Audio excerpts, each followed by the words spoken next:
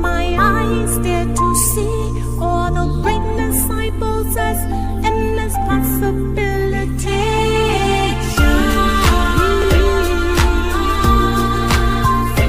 Look in the mirror, what do I see?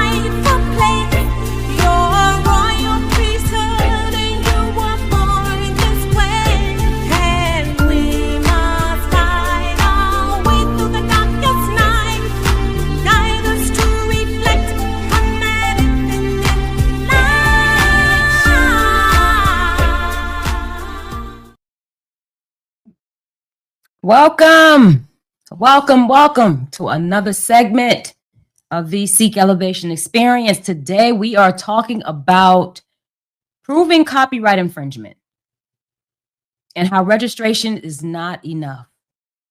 So today our focus is on seeking elevation, for us to elevate in our mindset, truly like owners, especially if you have any type of material that needs to be copyrighted. This federally protected, I should say. You already have a copyright if you have any type of material that you have taken from your mind and put it down on something tangible, like a piece of paper, recording, typed it up on a laptop. If you made it tangible, you have a copyright. But we're talking about federal registration. How registration is still not enough. That's half the battle. Most people don't understand what actually goes into proving copyright infringement. There's a lot that goes into it. And actually, I'm covering this topic because on my Instagram page, The Ownership Attorney, I touch on a lot of legal lessons. And one of my followers reached out and said, hey, can you touch on this particular issue that I'm so confused about? It's a lot of, it went one way, went another way, and I just want clarity on it.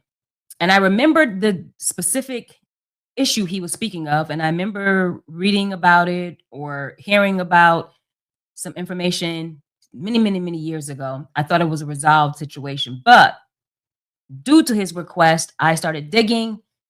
I started researching, reading cases after cases, looking through copyright records, federal trademark records, and refresh my memory on everything, but at the same time, seeing a very important teachable moment in what I went back to review. So I'm using that moment right now to teach you all, especially when it comes to copyright infringement, because that's what this case that I'm speaking of hinged upon.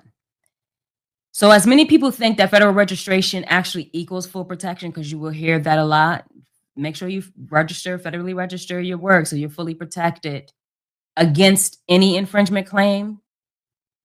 That thinking is small because it's half the battle. It does not. Copyright law itself is federal. It is technical, and it is very evidence-driven. That is our judicial system, period. I'm here to tell you that that is our judicial system, period. No matter what we think, we believe, what we feel, when we're dealing with the judicial system, it is very evidence-driven. How well you're able to prove that evidence can make or break someone's case. So today we are studying the anatomy of a copyright lawsuit to give you the gems to think about. We are using the claims that have been brought by Miss Sophia Stewart, where that involved the Matrix and the Terminator. And I believe the question probably was asked of me to look at it because I've just seen in my research, it actually resurfaced. Interviews have resurfaced. She just did an interview not too long ago, about a month ago. And so there's a lot of things there, but I'm using that particular claim as a case study to walk you through real life scenario while giving you the gems that can literally save your situation if you ever find yourself presented with one. So I'm using this as a case study, not for controversy, but for clarity.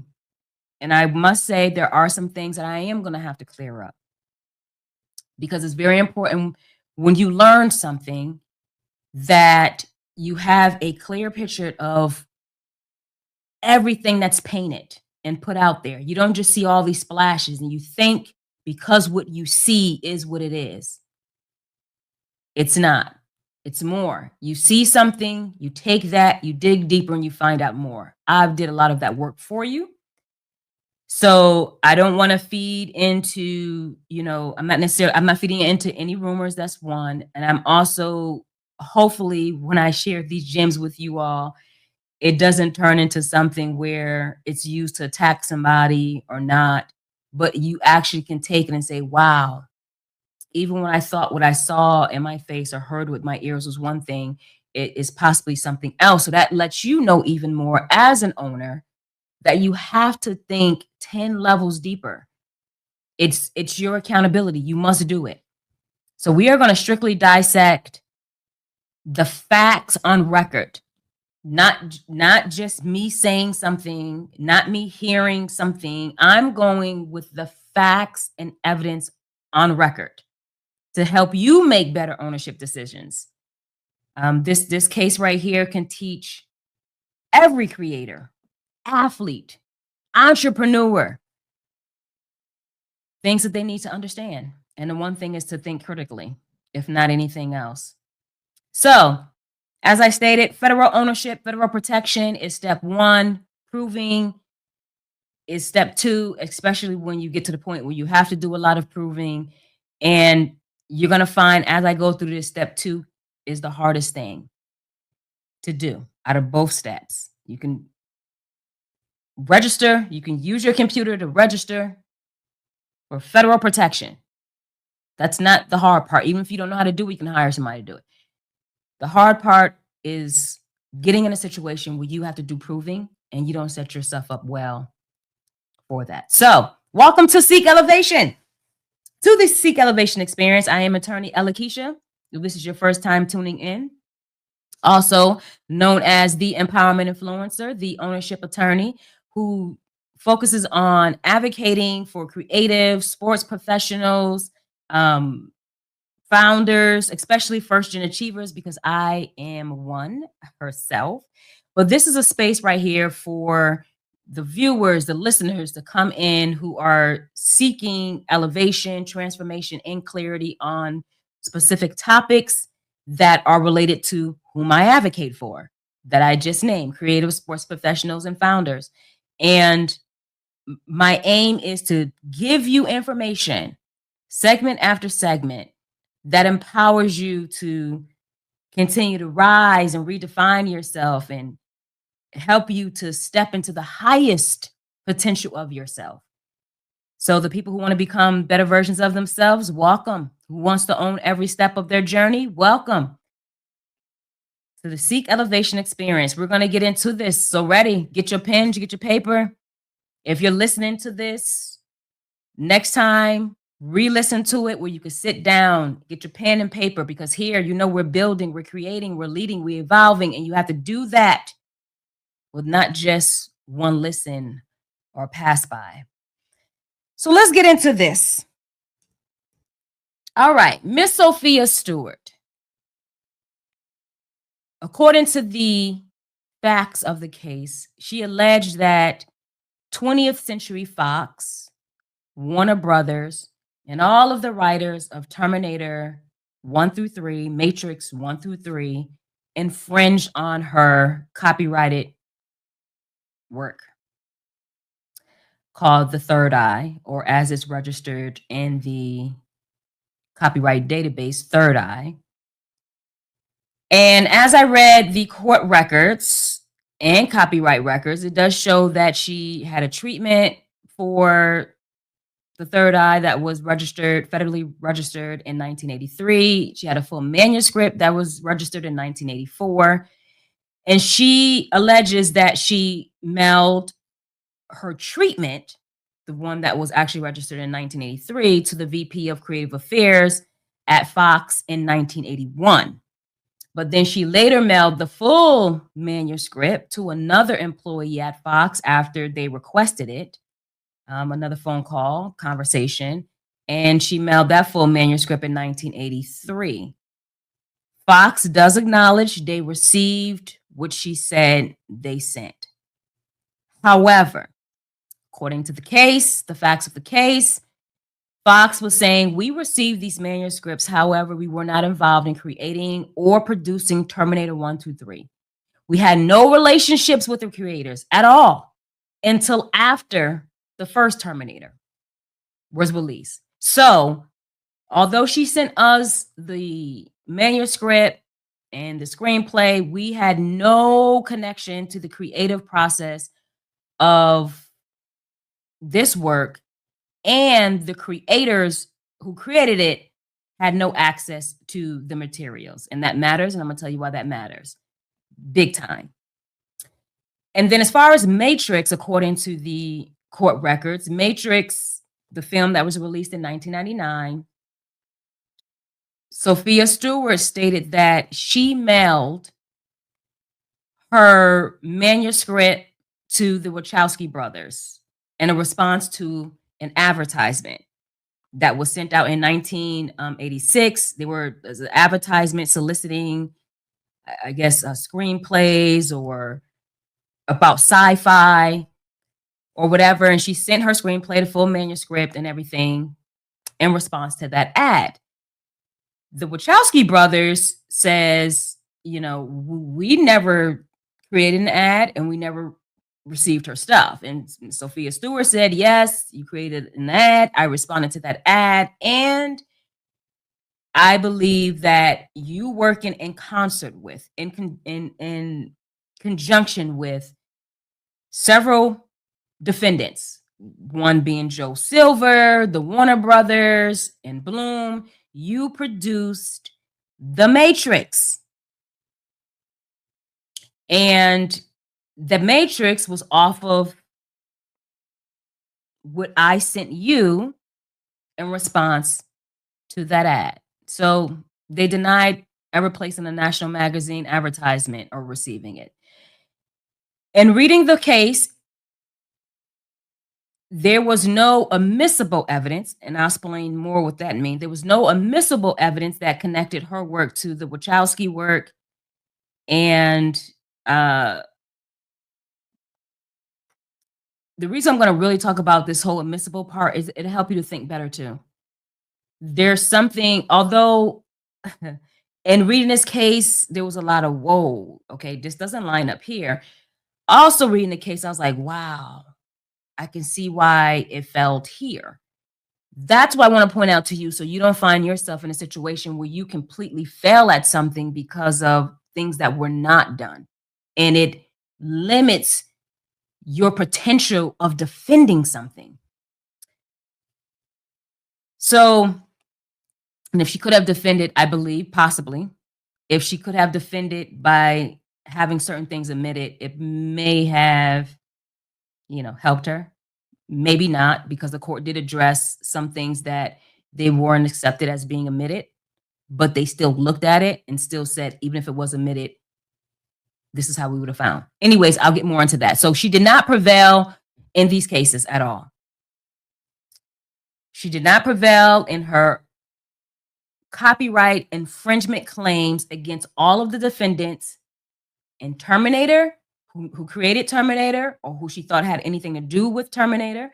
She did not prevail in her cases against her claims against defendants for Matrix, anyone that she felt created Matrix or had anything to do with it. So despite online rumors, interviews, and all of that She never prevailed in those cases. She did not receive monetary judgment from any of those defendants regarding those particular claims. And not only did I read the case that I'm speaking of, 2005, I read all of the cases. I read all of the information from 2004 pertaining to these issues from 2004 to 2014.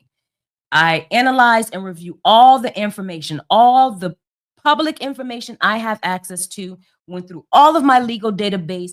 I read everything that is out there from 2004 to 2014. That's what I'm sharing with you. And as a matter of fact, let's see here.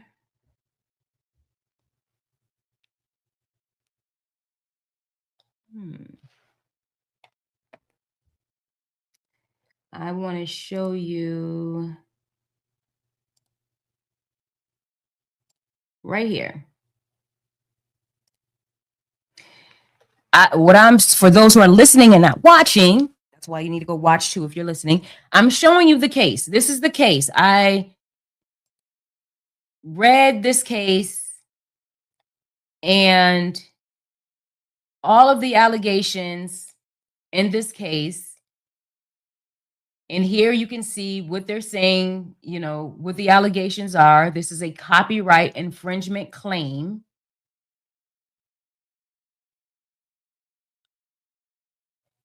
against all of the defendants that are named, the Terminator defendants. And here you see right here, this is the claim. This is Stewart's copyrighted works. This is what the claim is about, copyright infringement. And we have the Terminator defendants that are named and the Matrix defendants that are named. And I went through this entire case, the exhibits and all the good stuff.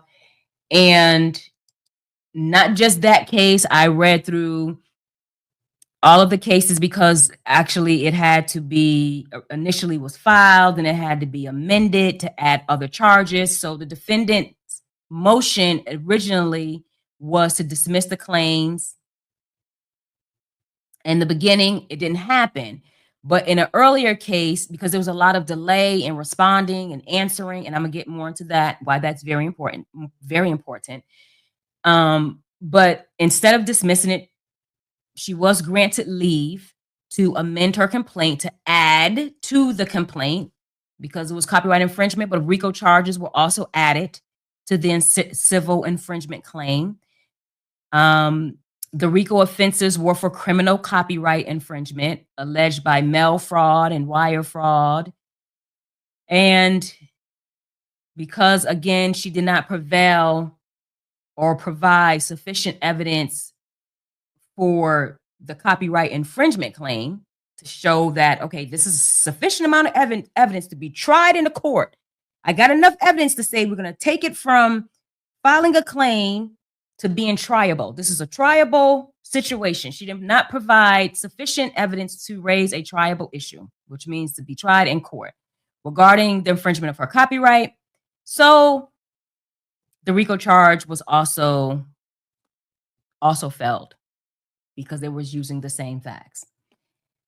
So now that I gave you a backdrop on all of it, let's get into it and talk about some of the things that you can learn from. So when you have specific work, you have your IP, and IP is very important. Bring it up a lot in a lot of things I talk about. Intellectual property is what IP is. Your intellectual property consists of being protected federally through trademarks, through copyright, or through patent. If you're thinking of amazing ideals from your mind and transforming it and transmuting it into this real tangible world here, you're transmuting it in some type of way where you're taking that intellect and transforming it into some type of property. And the federal government will protect these assets at a higher level than what you would get from just producing it and bringing it into this world. If you federally protect it, you now have higher protections. As far as copyright, when you federally register a copyright for protection, because once you create it, like I said, you have a copyright. But when you federally register your copyright, it now invests in you specific exclusive rights that you can control.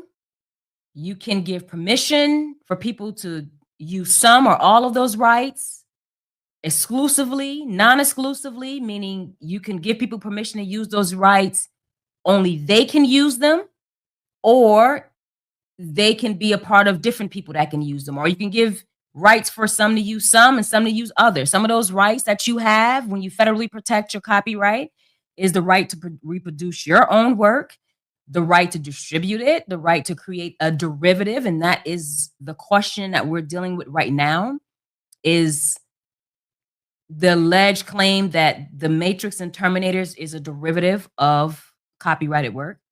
You have a right to publicly display it. You have a right to do all these things, but you also have the right to stop others or permit others for doing it. And if they do it without your permission, then someone is violating your rights. If they reproduce, distribute, display, play, do all the things that's vested in you without your authorization, it becomes, and you federally protect it, it becomes a federal copyright infringement claim. But to win, if someone ever was to violate you, to prevail on that case, owners, athletes, creatives, you creating your copyright, if you want to protect it at its highest level, someone comes in infringe upon it, you want to exercise that protection, you have to first prove you have valid ownership of that copyright. And then if you prove that, you have to then prove that the copying that you have an issue with is copying made of your original elements. What does that mean? We have so many colors, right? So many colors in this world, so many notes in music. We have so much of whatever. So we can't, no one person can claim all colors, all notes. We can't do that. What we can claim is how we have our original expression of how we use those notes, how we use colors, how we use words. No one can claim right of ownership of specific words, but how we use those words, how those words connect us as a source of providing products or service can be protected. How we put together notes and create a unique sound can be protected. How we take our thoughts and write things down and string those thoughts together to make it an original expression can be protected. So when we talk about someone copying our work and it being protected, the government is going to protect those original expressions, the things that's very much is very unique to you. And so that's what has to be proven. Copying of original protected elements. When you get to that second element, so the first element is proving that you have a valid copyright, and you can definitely accomplish this and should accomplish this by federally registering it. Because if you federally register your copyright, automatically by default, you're presumed the owner of it. So you already prevailed in element one. If you federally protect it before there's an infringement, all you do is point to the record. That's mine. Now you prove you have a valid copyright. If you don't do that, there's a lot of other proving that you have to do. A lot of proving. But if you don't do that and someone infringes on what you say is yours, you cannot even make it through the court doors until you register a copyright. However, if you're registering after, they're not going to look at the record. You can't point to the record and now say, that's mine.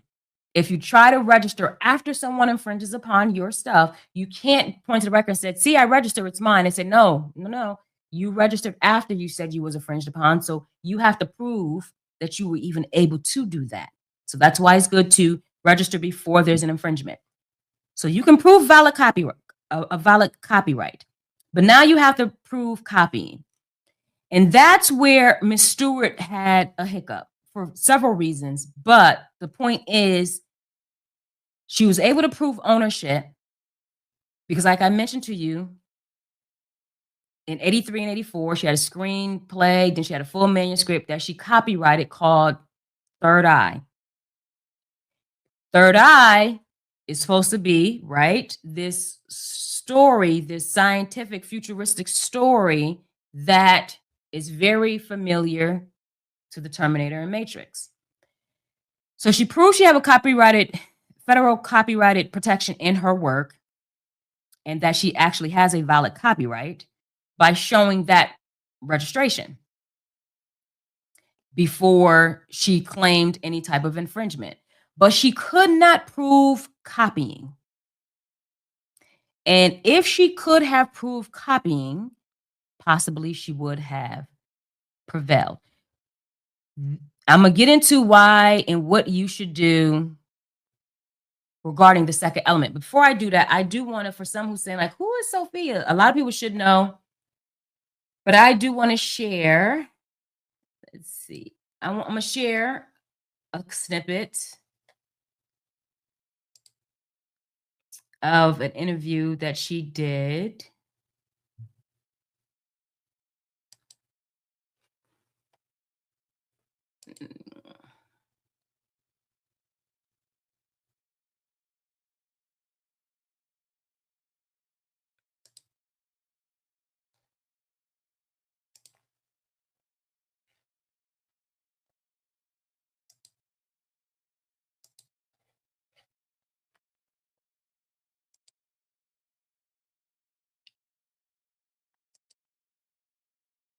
All right, here she goes. I'll play this. Put my headphones in.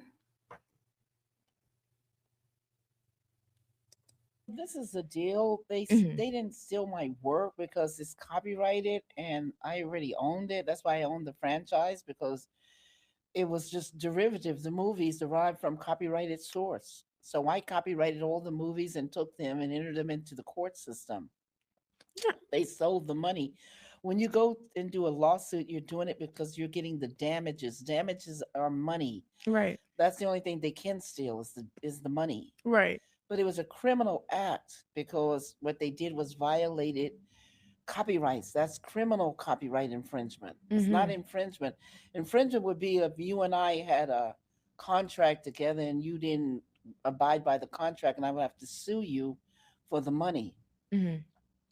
But criminal is when you take a copyrighted book, these all have ISBN numbers, authored, and then you go and make a movie out of any of these books, and well, the feds are going to come and arrest you. The reason why they haven't gotten arrested is because they're commingled with law enforcement, senators, and politicians. They're paying to stay out of jail the same way Al Capone paid to stay out of jail, John Gotti, Whitey Bulger, Bernie Madoff. They all paid to stay out of jail. That's why it caught up with them 20 or 30 years later. Bernie Madoff, he died.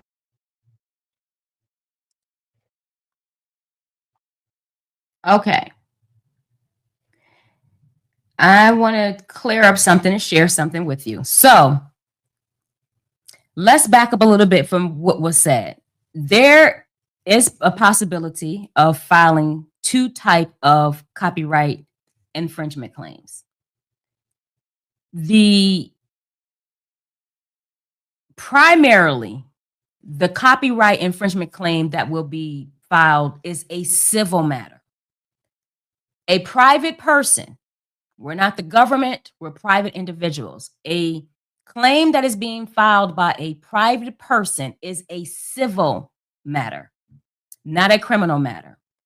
And when you file a copyright claim, you're not filing to prove damages. You're filing to prove infringement. Once you prove infringement, then we have a conversation about damages. Damages is not even a conversation unless there is an infringement. And if there is an infringement and you already registered your work before there was an infringement, then you can have statutory damages. I'm gonna get into that later between actual damages and profits and statutory damages. But I wanted to clarify that what was said in here, it's important for you as owners to know information to make elevated decisions. One, when you file a copyright infringement claim, you're not going to court to file for damages without filing for the infringement. You're filing because someone infringed upon you. And mind you, when you file a copyright claim, it doesn't necessarily have to be damages. You can file a copyright infringement claim and seek injunction, meaning you seek to stop someone from doing something. That's not even damages. You just say, I'm going here to stop everything that you have going on. That's what I want.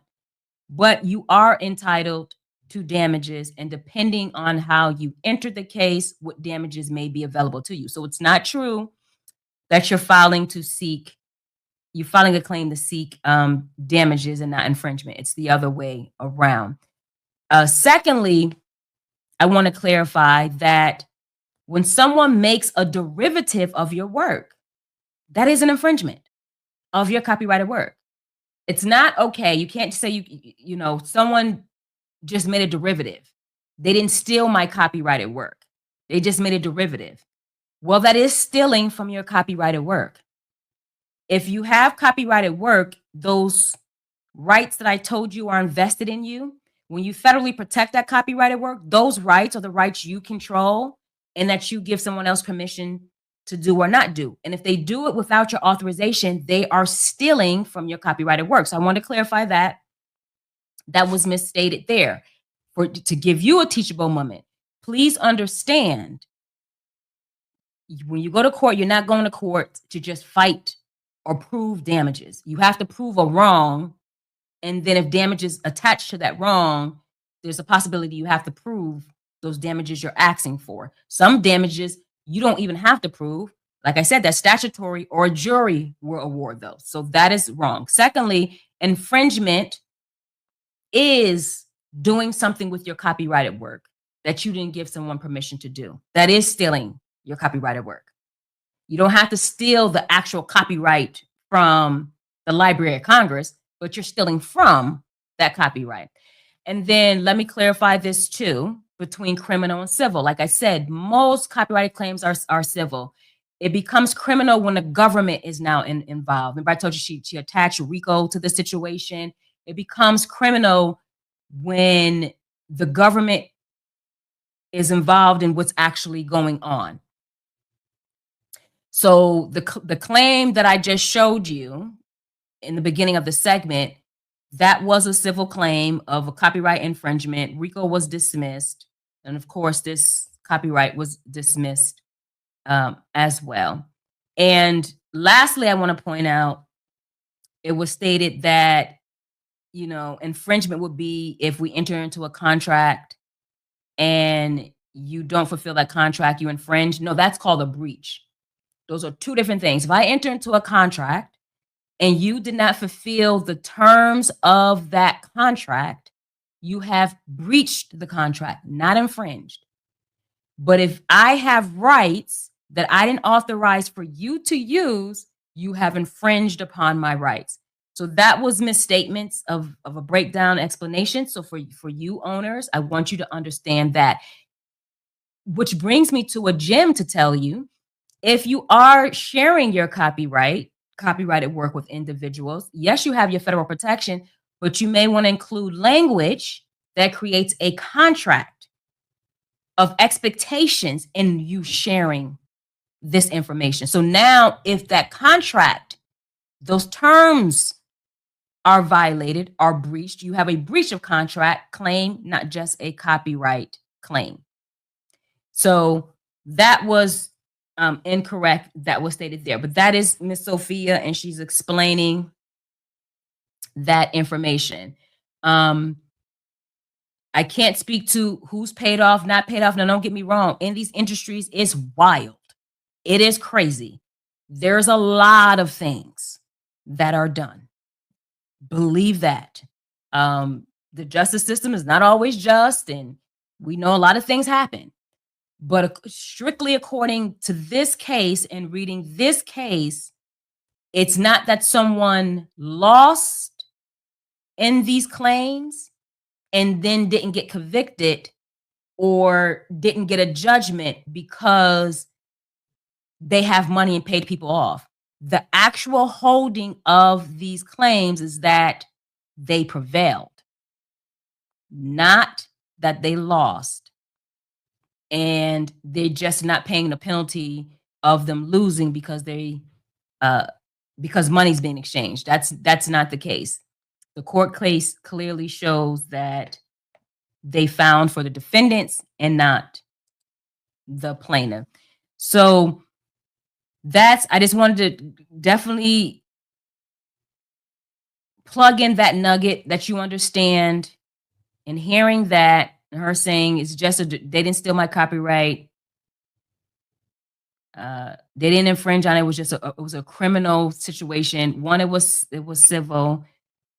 RICO could have been, yes, a criminal situation, but it was infringed upon by making a derivative. We don't want to speak of that like that's lightly. They only made a derivative. No, that's why there was this court case. So anyone who spins off of your copyrighted work, anyone who creates a work that derives from your work, that is an infringement. All right. So point 2, what actually happened in court? Speaking of which, so what actually happened? We know what a copyright is, what the rights are that they protect, what elements you must prove if someone infringes upon your right in order for you to prevail. So let's talk about next what actually happened in court. So she sued all the defendants that I mentioned for the copyright infringement of those 6 films that I mentioned. She registered her copyrighted work in 83 and 84, which was a manuscript and a screenplay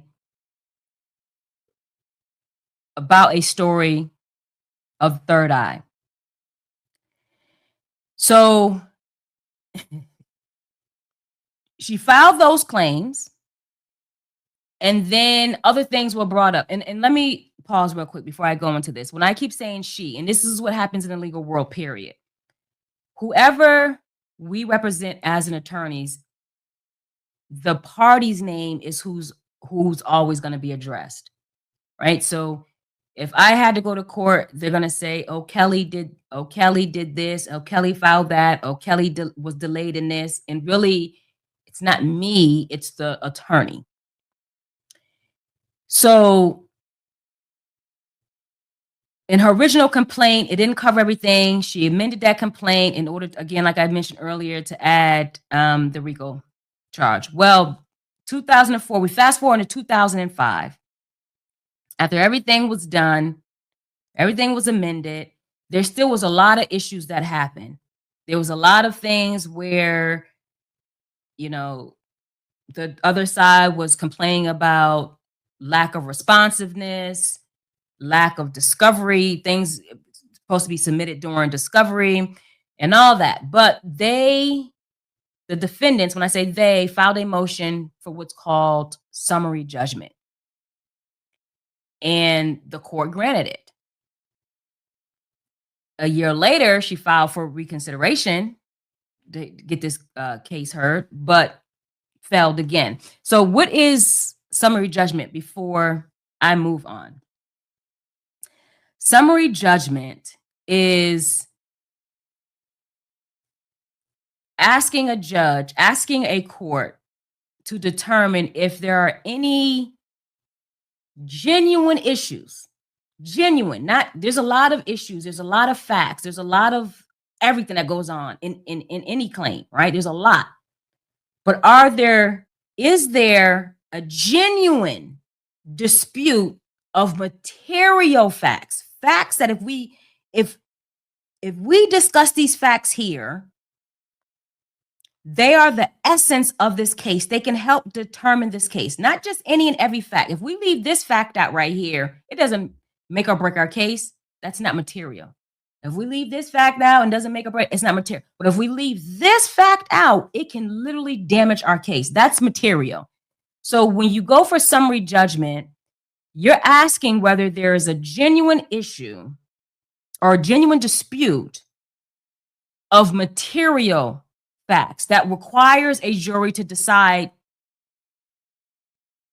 who's right, who's wrong, or decide whatever they need to decide in it. You need a jury to decide that. You can't just leave it out. And if it is there, it goes so much both ways. If I'm looking at this fact where one person could think one way and one person could think another, then there is a genuine, not only material fact, there's a genuine dispute because it can go either way. So if the evidence, which has to be admissible evidence, because not everything can be admitted, if the admissible evidence does not create a real question that a reasonable person, a reasonable fact finder could be the judge, it could be the jury, whoever's finding the facts out.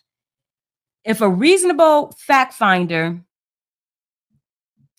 if it doesn't create a real question for them to decide either way, which way this case could go, then the judge may resolve the case as a matter of law right there.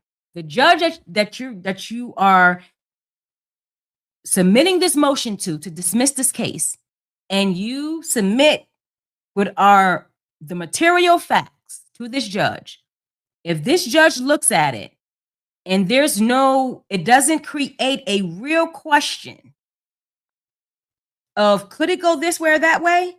If it doesn't create that question, then that judge right then and there can resolve the case as a matter of law.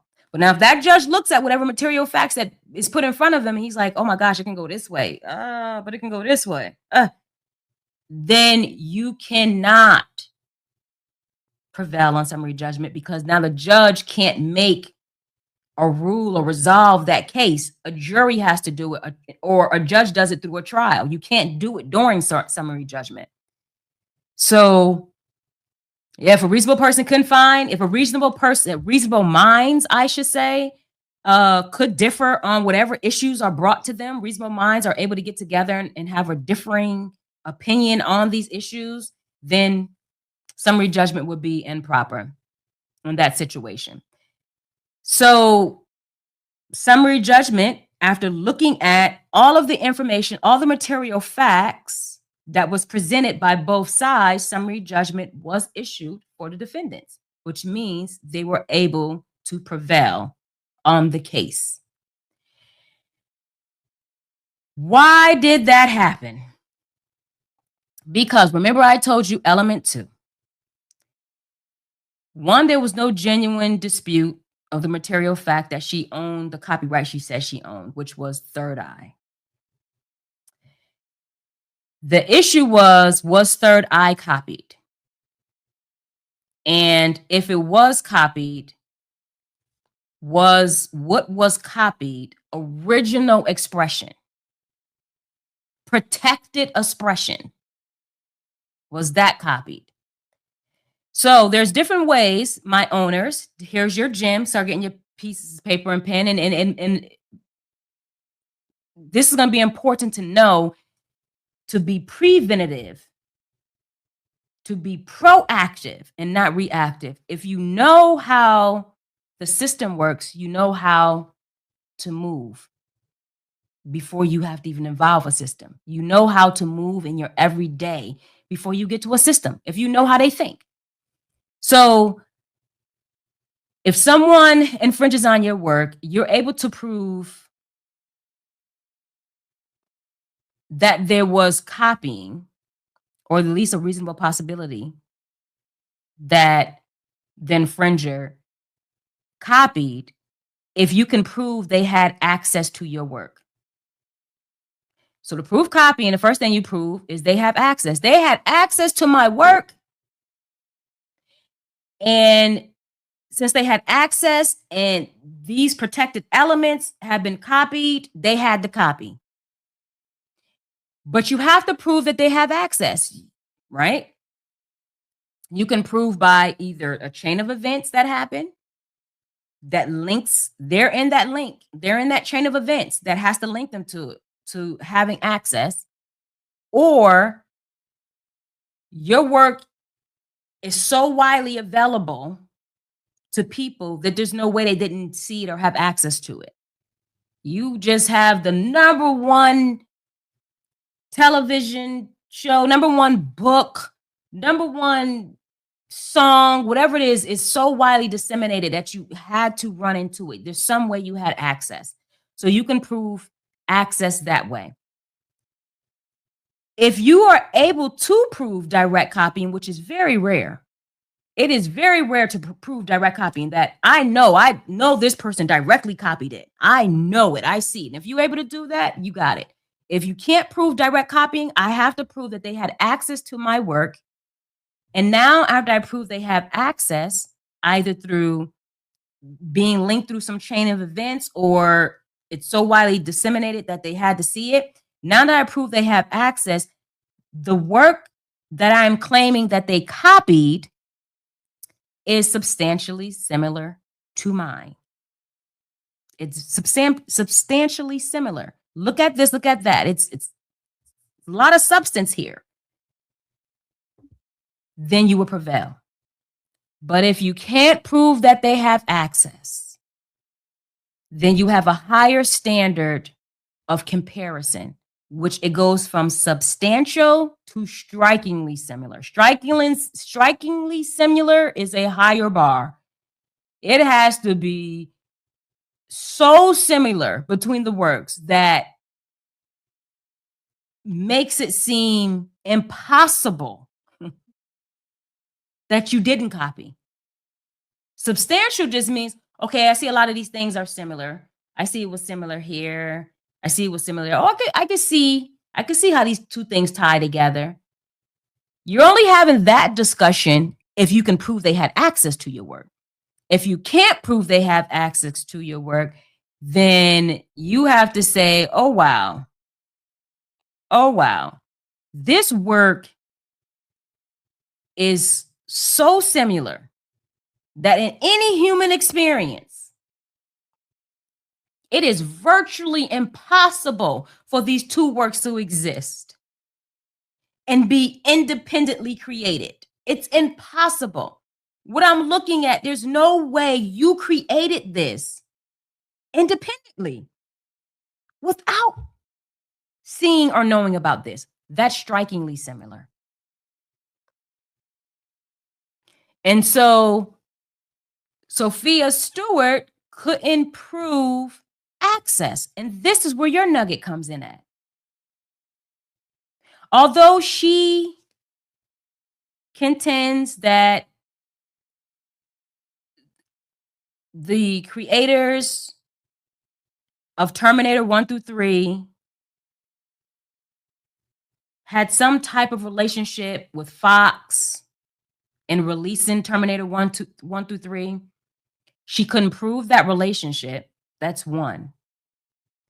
But she couldn't prove the creators of Terminator had access to what she sent Fox. Although Fox, like I told you earlier, admit we had access to this. They said we did not share this. What you share with us, we didn't even share with the creators of Terminator at all. We didn't have a relationship. We weren't connected to the process of making the Terminator. We had no dealings with making Terminator 1. And the relationship we end up having with the makers of Terminator 1 only happened after the first Terminator. And then, so she couldn't prove that they had access. Because remember, the infringer would be the one who actually makes the work. The one who actually is doing the copying is the infringer. If Fox did not make the work, it doesn't matter if Fox had access. You're only proving access by the infringer. So she had to prove that the individuals who made Terminator 1 through 3 had access. She only can show Fox had access, and Fox said, we had no relationship with the creators of Terminator 1. We had nothing to do with the creation of Terminator 1. We had nothing to do with the producing, distributing, nothing to do with it. Our relationship came about after Terminator 1. So she could not prove access. And then one of the creators of Terminator said, okay, well, both creators said we had no relationship at all with, this is James Cameron and Gail Hurd. We don't know Miss Sophia Stewart. We only became knowledgeable about her during this case. So we don't know about her. We never received her manuscript, screenplay, nothing. No contact with us. We don't know her. But also Cameron came and said, Terminator 1 screenplay, I created that in 1982, which was before Sophia Stewart finished the Third Eye manuscript in 1983. I already had the screenplay finished October of 1982. And because she couldn't prove that Cameron and Gail had access, only Fox did, and she couldn't prove a chain of events between Fox and the creators, she couldn't prove that James and Gail had access to her work. So because she couldn't prove that, the conversation was no longer about, was the Terminator substantially similar to the Third Eye? It had to be strikingly similar now, because you couldn't prove access. And so when the court looked at it, although there was a lot of evidence that they did not allow Miss Sophia to submit. And I'm going to tell you why. But they didn't allow her to actually submit it for record. But they did look at it. And they said the stuff that still was submitted, it doesn't show striking similarity between the Terminator and what was written here. That high bar was not met. Now, when we go to the Matrix and looking at the Matrix, remember I said she sent out an ad, or she sent out a response to an advertisement. And that advertisement solicited sci-fi material. And that ad was put out by the Wachowski brothers. When she seen The Matrix released in 1999, she said, hey, that is an infringement, a derivative of my Third Eye work. And I see the Wachowski brothers have something to do with The Matrix. And I sent my manuscript and screenplay to them.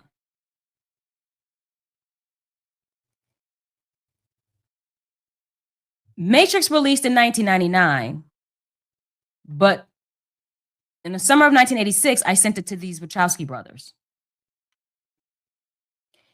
Well, you had to prove that they have access.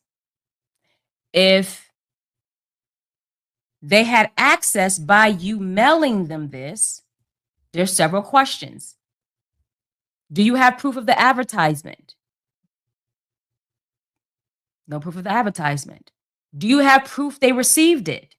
There was no proof that they actually received what was mailed. One, it stated on record that when it was mailed, they never even responded. She never received the response back from anyone, including them. She never received the response back. So no, I don't have proof of this advertisement. I never was contacted back. So there's no proof that they actually have access. And to take it farther, Wachowski brothers said that one, they didn't put out an advertisement ever in 1986. They said, neither one of us ever placed an advertisement in a national magazine soliciting any work for any sci-fi fiction. Not just in 1980s, in 86, we didn't do that. We never did it any other time. Like, there's no evidence out there. We never put out an ad. And one of the brothers said, as a matter of fact, I was 18 years old then in 1986. I just graduated from high school. That wasn't what I was focused on. The other brother said, shoot, I was 21 years old and I was attending college in New York. I wasn't looking at that. But there was some testimony and some arguments that Sophia Stewart did want to omit that was not permitted to be omitted, which I'm going to talk about, like I keep saying, I'm going to talk about in a few minutes. This is why I feel like, it's an unfortunate situation for her to be able to at least put things on record, even if the court was looking at the things and giving their response to it. It'd have been nice to have certain things on record. But yeah, it was also stated in the record that, so when there's a claim filed, there's omissions that you omit or deny certain things, certain questions, and you have to submit that. It was stated that in the omissions that Ms. Stewart omitted that there never was an advertisement. Now, when I say the omission, the record says omissions, she couldn't contradict her omission that the Wachowski brothers never placed an advertisement. She couldn't contradict that now in her testimony. Again, the omissions are answered by an attorney. They're not answered by the person. Unless you are representing yourself pro se, anything that's written, submitted, everything is by an attorney. So if you read the record and you get access to the case, and, find it, and you see that Ms. Stewart, through Ms. Stewart omission, that the Wachowski brothers never placed an advertisement soliciting the work, and now she can't offer testimony to contradict that. That omission more than likely was made by an attorney. So I'm not sure why that omission was made. Not sure. But they said, we never placed an advertisement. We were young. We were doing our thing, so on and so forth. And outside of a testimony, there was no other documentation, nothing that showed that there was an advertisement, that they received it, or that they even responded to her, which she said that they didn't. So because she couldn't prove access with them either, the conversation was no longer about being substantially similar. So here, before I continue, here's a gem for you in this. Record. Structure. Keep records of things that you are doing, who you're talking to, when you're talking to them, why you're talking to them, what they got. Records are going to be important. You're mailing things. My owners, my founders, my athletes, my creatives, sports professionals in general, not just athletes. When you're mailing things, certified mail, have people sign for things, create records. If there's some type of communication you have, create records. The rule of thumb is usually keep records of stuff at least a minimum of 7 years before you discard, but keeping records of communication to make it easier on what you're doing. That's part of building your infrastructure in whatever you're doing. Your infrastructure, you need strong foundations. If you're just moving out here and you don't keep records, if you ever face anything, you're being reactive and not proactive. And so because she has no record of what she said happened, of communication either way, she couldn't prove access. So they're not talking about whether the Matrix that was released in 1999 is substantially similar to what she said she sent them in 86. They're looking at if it's strikingly similar.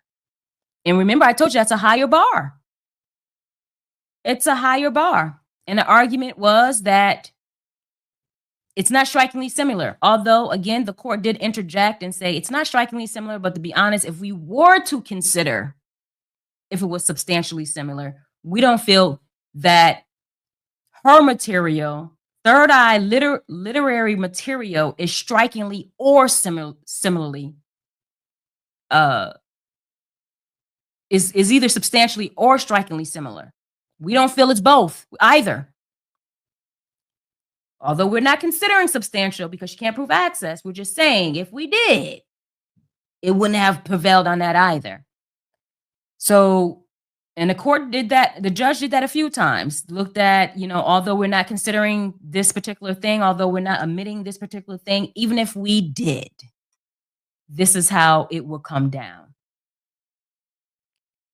And then Warner Brothers vice president that's in the creative department, the story and creative administrative department, came in and then still testified at her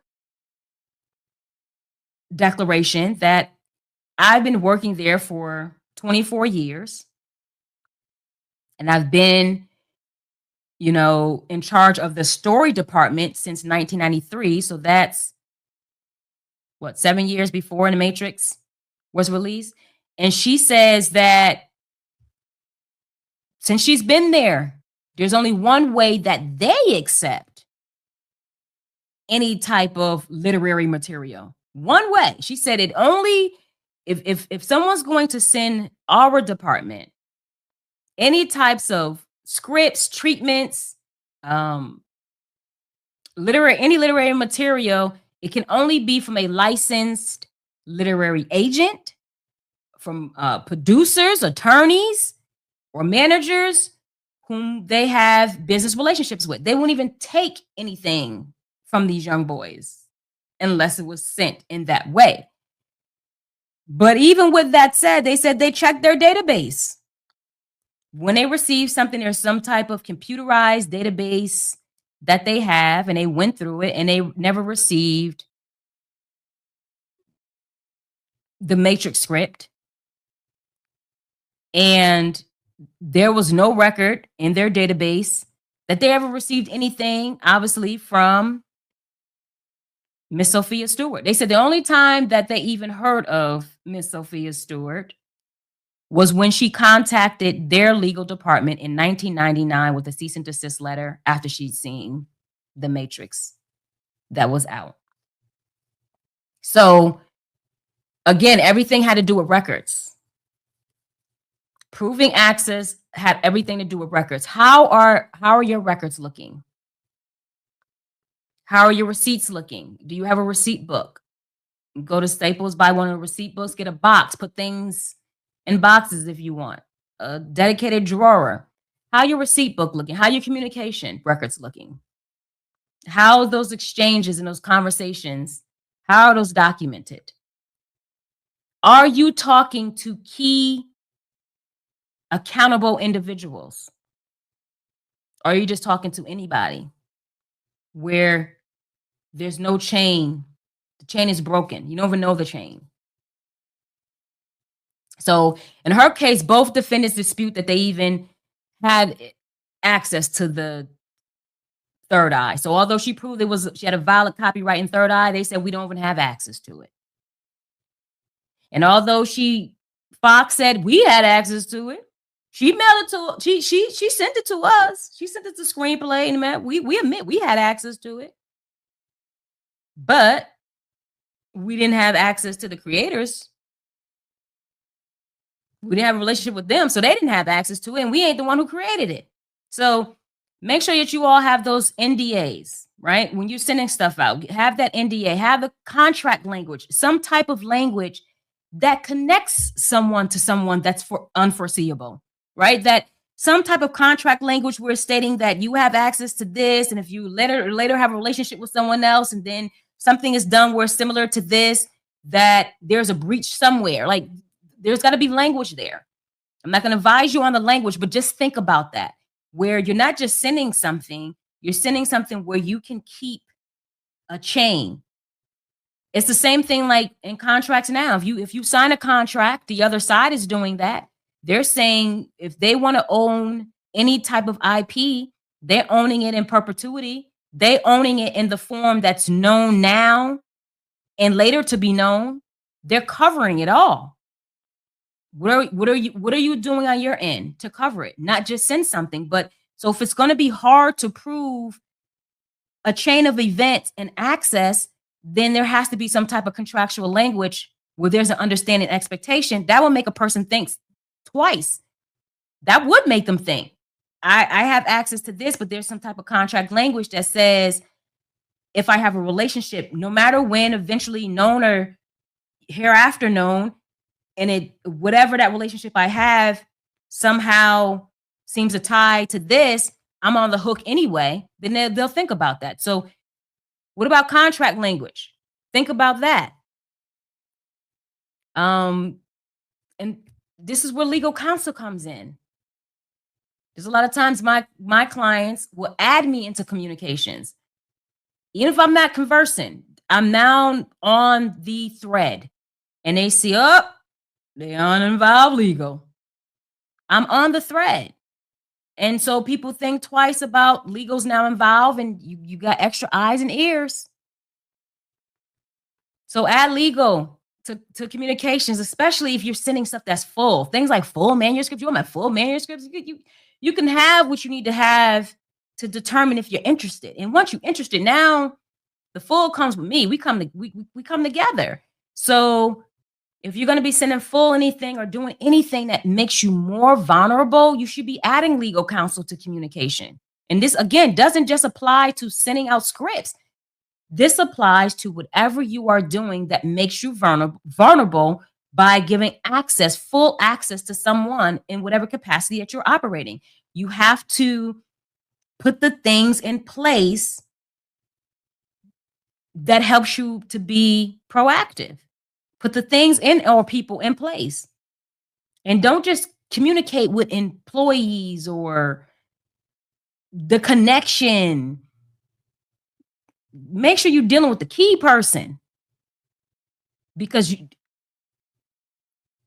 Fox could possibly be telling they could tell the truth. We didn't, the top people, but all these other, you don't know how it was disseminated and who had got access after that access. It may not even be the individuals that have to testify and the names that was called who got access to share with somebody else. You don't know. You don't know. So it has to be fully covered.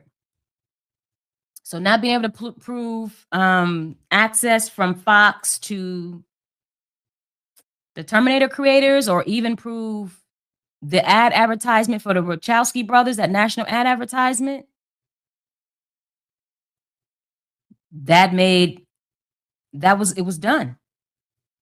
It was done. So because it was done, there was no access that can be, first of all, there was no direct copying that can be proven, because we're talking about element 2. There was already a valid copyright in the third eye. Element 2, copying, there was no direct proof of direct copying. Then there was no proof of access. So you couldn't prove access. We're not talking substantial. And then it's not strikingly similar.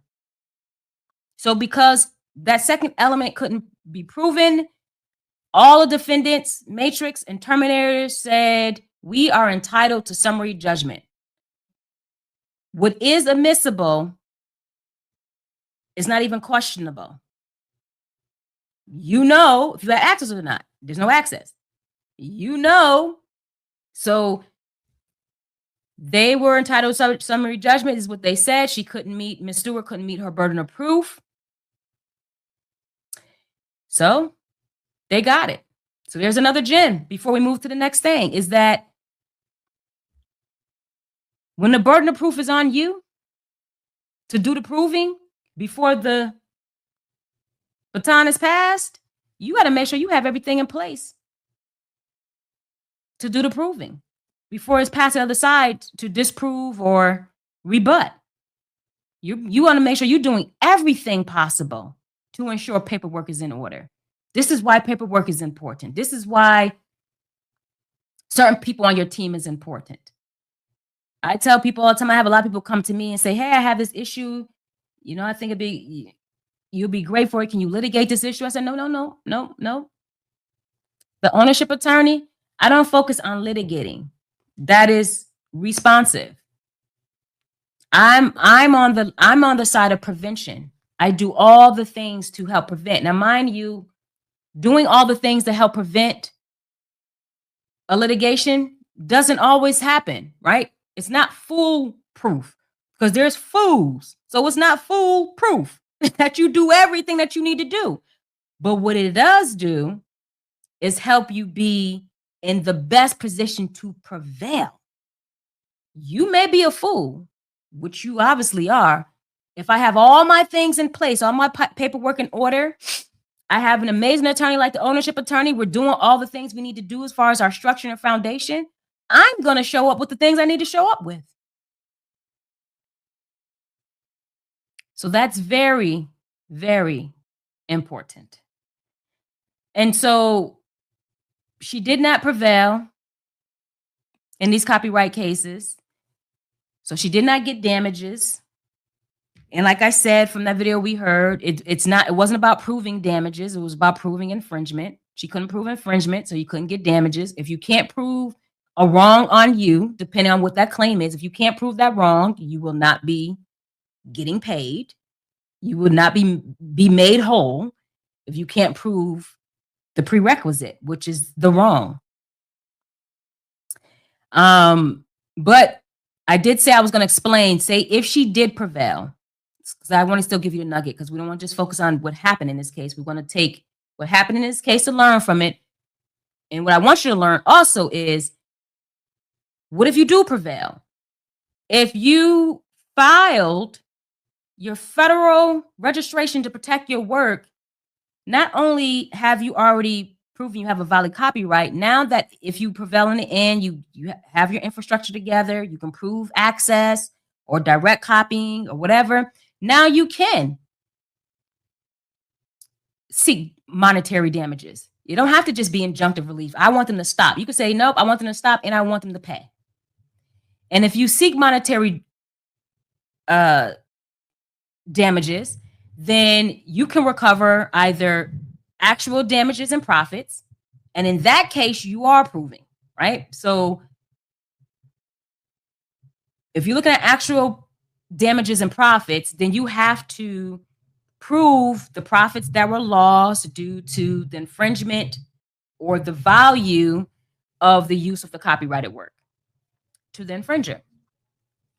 And then when you're looking at the profits, you have to present proof of the whoever infringed upon you, their gross revenue. The infringer has to prove any type of deductible expenses and all that other good stuff, and profits that's attributable to other factors and not just what's being claimed to be infringed upon. So if you are seeking it, you can choose to have actual damages and profit. However, if you filed before the infringement, you can say, I don't got time to prove. I'm not trying to prove actual anything. I'm not trying to prove profits. You can go for statutory damages. You have the right for statutory damages. And if you registered before the infringement and you decide that I'm going to go for statutory damages, and you get your attorney fees as well, because you registered before, you can get some attorney fees, then you can look at how many times was your work infringed upon. That means how many times this movie played. Just think about that. Terminator 1 through 3, Matrix 1 through 3, or whatever you got going on. How many times was it played? That's per infringement. You can get, statutorily, you can get $750 to $30,000 per work. But if it's willful, if you can prove it was willful infringement, not just like if it was just willful, like just you knew you just dirt, like you was dirty, you wrong, then your statutory damages can go up to $150,000 per work for willful infringement. And that's up to the court. But if that can be proven. The point is, if you have statutory option, you're not doing any improvement of money. They're just looking at how many infringements per work. And you can also, there's a way to go about it. I'm not going to get too deep in it, but since we're just doing gems, if you have an infringement, especially copyright infringement, you already registered your work, you proved all the elements, you win, you can say, I want actual damages and profits, and you all work at trying to see if you can get that proof together of what that is. But you're able to switch that up. You can just move from actual and profits to statutory damages anytime before final judgment. So if you're with your team and you realize it doesn't look like things are coming together for us to pull us together, you can go that way. But if it is, you can say, wow, we'll get more with actual and profit than we will statutory. Let's leave statutory, and we got all the things we need to prove for this. You can go that way. So that's where that comes. I want to get that clear. She brought that up. That's not what you would do. You won't have to focus on doing any of the proving unless you actually are at that stage to do it.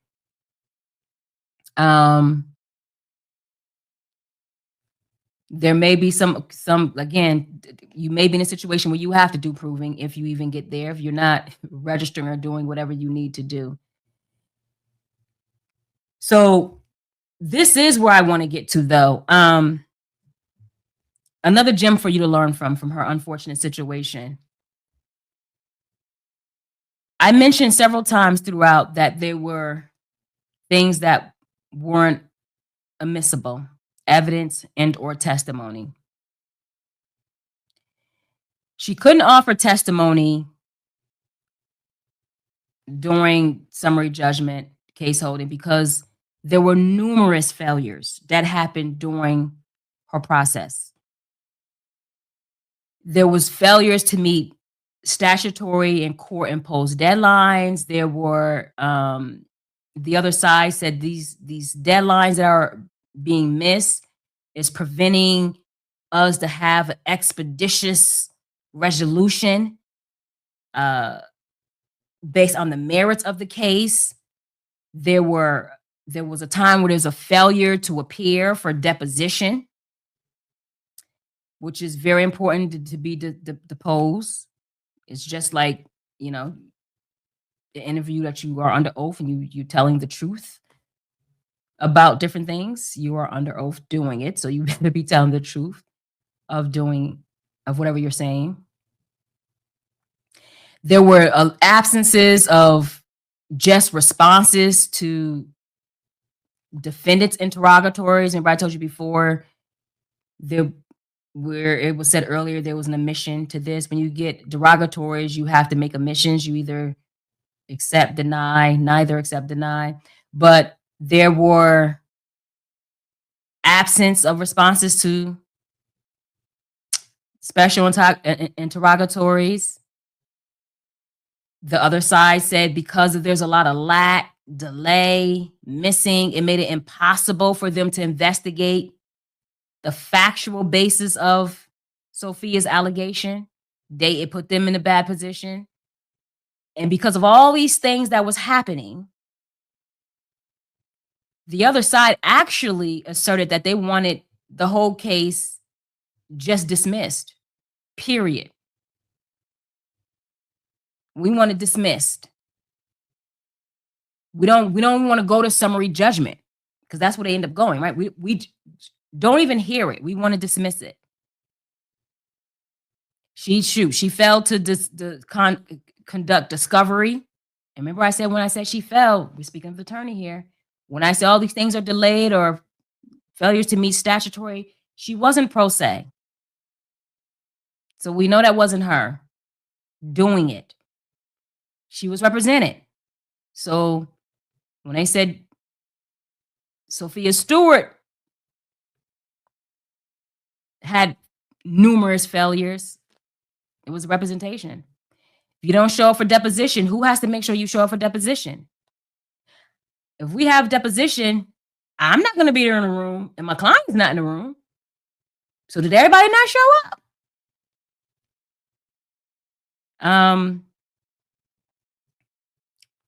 She's not conducting any discovery. I have to just, as an attorney, we have to conduct discovery. So if there was a failure in conducting discovery, we know what that issue is. There was a failure to designate experts, making it very difficult for her to meet her burden of proof. So failure to respond in timely fashions, like all of that. The court decided, yeah, these things were done. Yep, all of these things are done. We have a discretion of what we can do. We're not going to outright dismiss her claim, but we're going to preclude her from offering testimony in opposition to your pending motion. So we're going to preclude Sophia from offering testimony in opposition to this motion for summary judgment that you are all filing. And that's going to be her sanction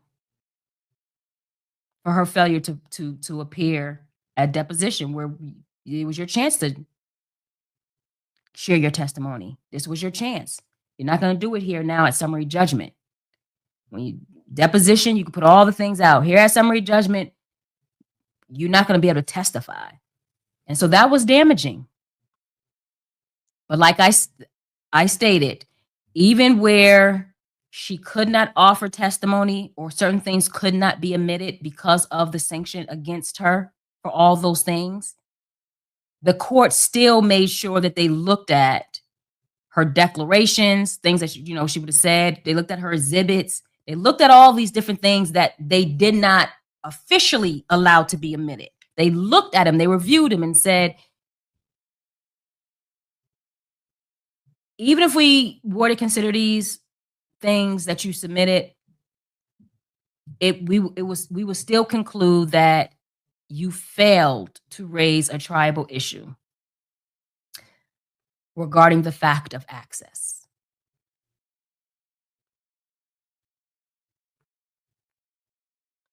It still would, to them, they said it still wouldn't have mattered. But even if they didn't matter, it still is awful and concerning that all of those things was done. So what she did win money for, and this has been put out there on the internet, and by her as well, the September 25th, 2014 case, she did win, as was stated.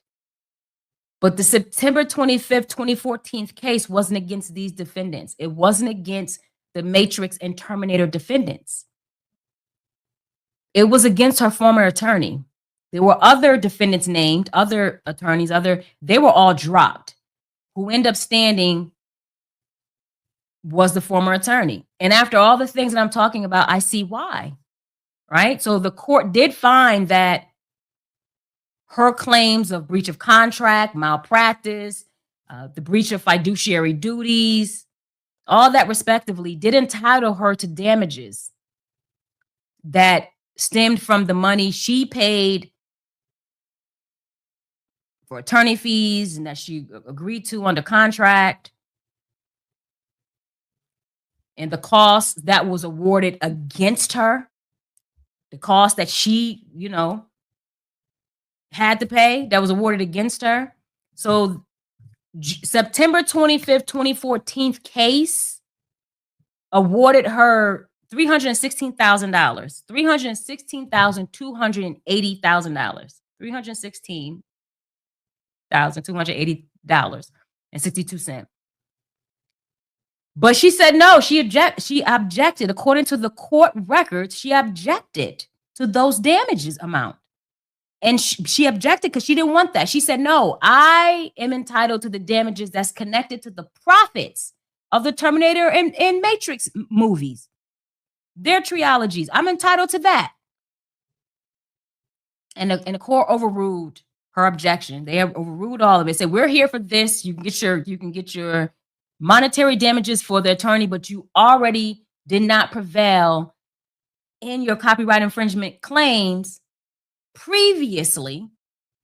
There's no money's tied coming from this attorney, whether in his lack or not, for you to get profits from them.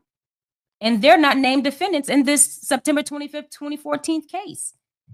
So she did win money, but that money had nothing to do with that. So here's a teachable lesson for you too. The people that you have on your team, you got to make sure they're doing what they need to be doing. Just because people have certain titles behind their name doesn't mean that they're doing what they're supposed to be doing for whatever reasons.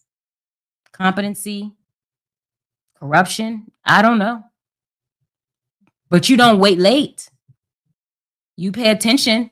How many times do things need to be late? How many times do things need to not show up on your desk? How many failures does it need to take for you to say no?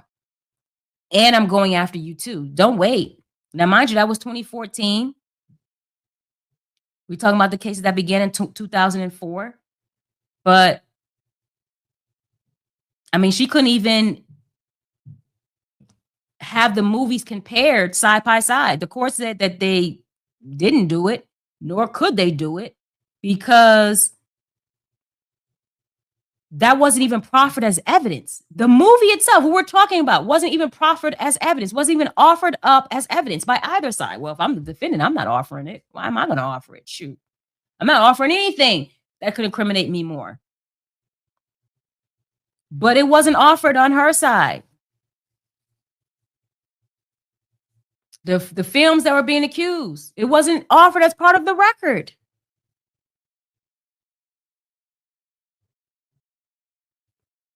But yet she had a high bar to prove these elements, with things not being admissible, things not being submitted. But again, I guess the way the court covered themselves is saying it wasn't admissible, but we did take a look at it. And even if we did admit it, we would have held the same way. You know, what was very interesting was there was an attorney that worked for Warner Brothers. And allegedly that attorney, according to the claim, like I say, allegedly, according to the claim, Sophia says that that attorney admitted that Warner Brothers knew about the original manuscript. And they knew it didn't belong to the Wachowski brothers. They knew it. They knew about the manuscript. I don't know how. But they knew it didn't belong to them. I don't know how. That attorney told her, don't you settle this claim, because myself and others had seen the manuscript you're talking about, and we've seen that it was being copied. However, that statement couldn't even be submitted, not because of her sanction or that it wasn't offered, because there's a such thing called hearsay. And you cannot offer a statement for its truth unless there's some type of exception for that statement to come in. If that person is not the person making that statement, saying that statement, it couldn't be offered unless there was an exception. In her case, it could have been an exception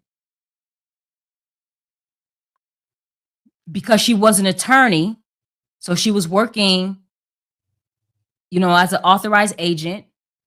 And if it could have been proven that she said it within the scope of her employment, then it could have been an exception. But when a statement was made, it wasn't during that time. So it was hearsay. It was hearsay. So think about who you're talking to when you're talking to them, what's being said. I want to show you something real quickly before we get ready to close out, because this is very important for you to know.